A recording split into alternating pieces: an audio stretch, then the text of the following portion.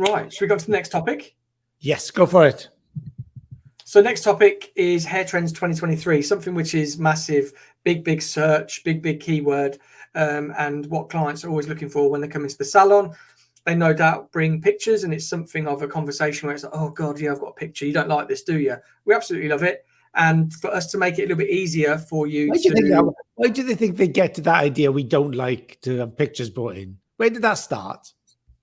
I think possibly like past experiences with other hairdressers where like, oh God, yeah, another picture. Or it could be just people starting something like a bit of an urban myth sort of thing. Oh, hairdressers don't like pictures. They want to do their own thing and create it for you. Yeah, we still can, but a picture for me gives me an idea of length you don't want to lose or length you want to lose, or if you want to fringe, if you don't want to fringe. I'm not going to just copy that hair because it potentially won't suit you. Yeah, it's funny. A client came in today and she had super long hair. She wanted to reshape. I'd never cut her hair before. She was the first time to me. And we were talking long and hard, and I said, like, probably midway through it, so have you got any pictures of things you've liked? And she went really, her whole demeanor went, oh, yeah. I was like, no, I really like to see them. It'll give me reference to where you're at, what your mind's thinking. And she was like, oh, is that okay? I was like, yeah. Like, show me what you've got, because I've got stuff as well. I'll show you, and if you show me yours, I'll show you what I've got, and we'll see where we can match them up. So we're both on the same page. But she like her whole demeanor changed. I said, "Have you got any pictures?" It was like, "Oh yeah, I'm guilty. Yes, I'm guilty. I've got pictures," and that was crazy.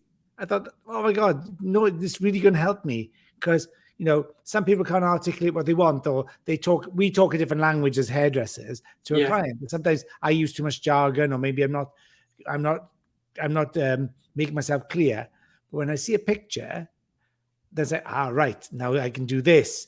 This is where I can go. This is what I like about this. Yeah. What if we do this instead? What if I add this to it? Like today, the picture showed me, I said, well, what if we put fringe in?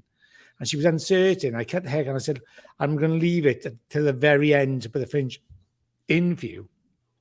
Give you that choice.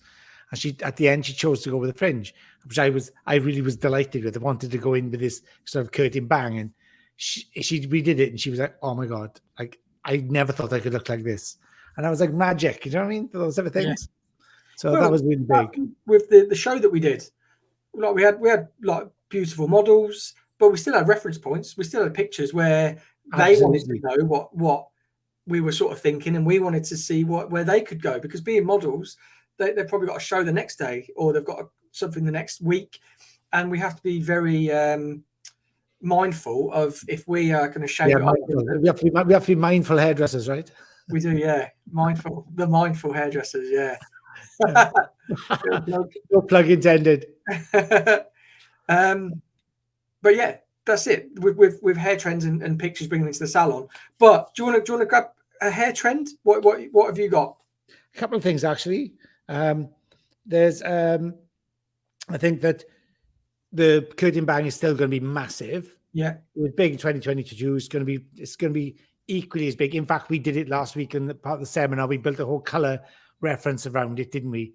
You went with balayage, which I loved. It was like that really curtain bang, really emphasized with color, face framing, and we used the color to do that as well. So it was a nice balayage color. And like I think colors as shapes are softening. See more C shapes, U shapes instead of the heavy V shapes we were seeing in 2022 on trend.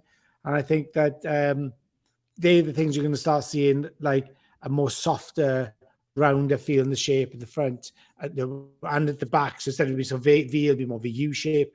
At the front, instead of a V shape through there, it's going to be a softer, more of a C shape to the front. So they're the things. And the hair is going to move a lot more, I think, this year. We've got movable hair. So you're going to see a lot more of internal hidden layers. So disconnection and stuff where you'll have hair moving in like a short layer underneath, which is going to let the hair on top move more. So we'll see a lot of that type of thing. And the one big thing that I've seen it come up quite a bit now is the return of the Rachel haircut. Where do you stand on the return of the Rachel? Well, I love it. I mean, it's been coming for a while, hasn't it? With say the wolf, well, with the shag, shall we say, then the wolf cut, and then the Yeah, butterfly cut, and then it's just a natural progression into yeah. back into that sort of face framing. Really, Yeah, I think it's gonna be quite heavy, but I don't think we're gonna layer it the same way with that kind no, of like that box layer type of thing. It's gonna be softer. yeah, You know, you can get the same Rachel influence rather than a recreation. I think yeah, moving on from the 90s, whatever, you know. yeah. So yeah, the wolf cut that's been big. Butterfly haircut, they've been big.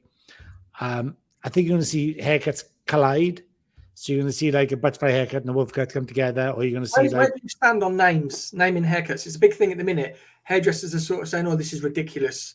Over on Facebook, people are saying, "Oh God, another name." I really like it. It brings them bang up to like today. I know a wolf cut is a shag, and I know a butterfly haircut is probably like a long grad, a shall we say? long form graduation. Yeah. But I just love the way that people are branding, and when we do our shows, we brand every look, and we give it a name because Well, one, it's not new. Like no, Sassoon's always gave itself a name. yeah, Tony and Guy always gave a name to the to the look, haircut out of the collection, right? yeah, Um, I remember traveling with a hairdresser who said, right, okay, I want this to look like a firefly haircut. I knew exactly what that meant. yeah, You know, I was like, oh, okay, cool. I know what you want then. Otherwise, it's very difficult to move forward. Like Jill says, it's not new at all, and it's not new. It's been around for like probably since the 60s and 70s. I think yeah, Sassoon probably started it. Maybe Leonard continued it, and maybe Raymond was even before that. You know, but they all needed names for their looks. yeah, Provided you keep it quite sophisticated, I think that is is kind of a good thing. The one that still confuses me is the octopus haircut. yeah, So I'm kind of like octopus. What the heck's that octopus haircut? But it's kind of like where the wolf cut and a mullet collide, and you know you have this extended, more longer, you know, tenderly disconnected mullety come wolf cut. Do you know what I yeah, mean? yeah, yeah. So I get that. I kind of it. I think that's the only name I'm really I struggle with, the octopus haircut. But I quite like the shag. I quite like the butterfly haircut. I love it. Gives you reference, Paul, doesn't it? It does, and everybody knows it. Jill, the wedge. Yeah. Yes, the wedge is massive. Do you remember the wedge? What, the Trevor Sorby wedge? She's now gone about Kajagoogoo. I won't even go to the band. You don't even know who Kajagoogoo is, do you? I do, yeah. Shut up. I've heard of them. What was the name of the lead singer? I don't know, but they're on Radio 4 a couple of years ago. Lamal. Lamal was the singer. Who? He was Lamal. He had like a skunky kind of like a mullet, a long mullet, a skunky thing with big bleach and what have you. That was Lamal. He sang Never Ending Story from what movie was that from? That was from Labyrinth, I think. No, the film was called Never Ending Story. It was, and he sang the theme tune to it. Yeah, he was big of the day. So yeah, Jill saying about the wedge. Yeah, wedge. Yeah. Like, yes, I think Trevor Sorby became known for his wedges. Yeah, that's not a shoe. It was definitely no. I remember the haircut. Yeah, I remember seeing it in a book. I think it was in an old dusty book somewhere. No, I'm joking. Oh, what? An old dusty book? You got such a cheek. No, I've got Trevor Sorby's book, and yeah, and when I was like with our next. You might put the Purdy haircut. You might put the Purdy haircut. Yeah. You don't know where a Purdy is. Well, no, I don't know what a Purdy looks like. Yes, nice, Susie. Susie's come good.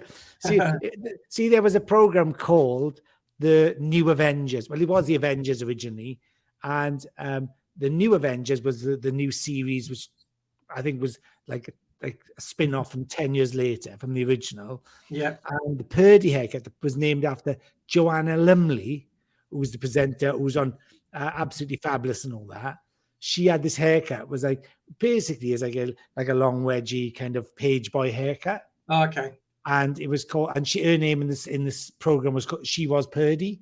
So everybody called it the Purdy haircut. She was like the action girl back up to Mr. Steed, who was the guy who was the superstar kind of crime fighting champion, you know. And Yeah.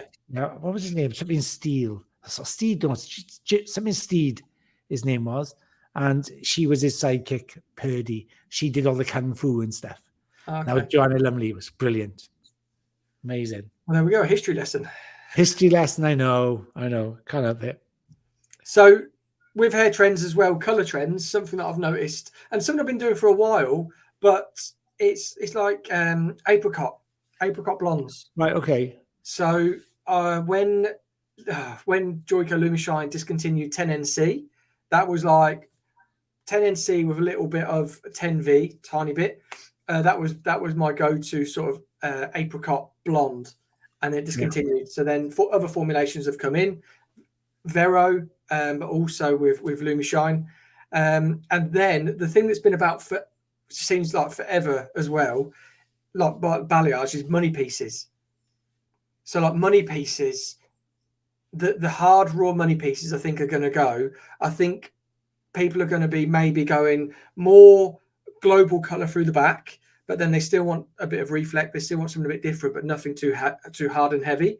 So like a money piece, but sort of smudged at the root. So smudged roots are still going to be a thing, but I just think taking off that sort of hardness of regrowth, again, low maintenance.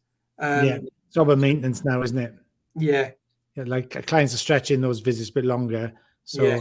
But you know, there's another topic. But yeah, so the smudge pieces and the kind of, I'm even encouraging my wife to do the same thing. Yeah. Otherwise, it's a lot of work for me all the time. So try to get it out, go a little bit longer, have less maintenance on it. So that's cool. It's noticeable in fashion houses at the moment. Like last season, there was a lot of big fuchsia pinks and stuff. Yeah. And now they become those. It's the same sort of palette, but it's going more pastel-y. But the things to stay are black are really big this season in fashion, and also cobalt blue. Yeah. And I think those things they will come into hair as well.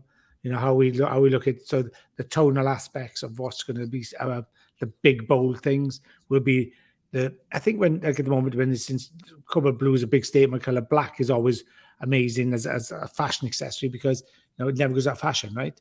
So and I think that hair will become the same. So I think bobs are going to be big as well, but short bobs like the French bob. Yeah.